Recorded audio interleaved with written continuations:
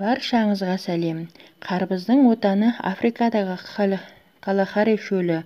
Онда теннис добының көлеміндей жабайы қарбыз кездестіруге болады.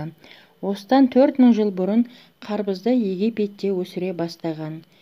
Қарбыз батыс Европа елдерінен 700 жыл бұрын әкелінген. Қарбызды қолда өсіру 17 ғасырдың ортасынан басталған. Алғашқыда қарбызды балғын күйде жемеген.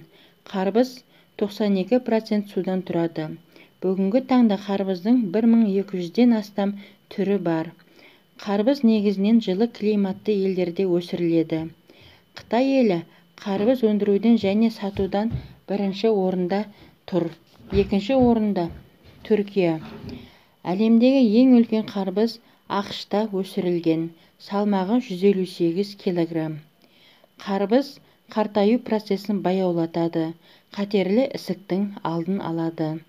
Қарбызды кімдерге жеуге болмайды? Зәр шығару жолдарының аурулары бар, немесе бүйрегінің тасы бар, диарея, ұйқы безі проблемалары бар адамдар қарбызды абайлап жеу керек. Қант диабетімен ауыратындар қарбызды тұтыну нормасын есе ұстаған жөн. Себебі қарбыз қандағы глюкоза деңгейін көтереді. Қарбызды 2 жасқа толмаған балдарға беруге болмайды. Аллергия тудыруы мүмкін.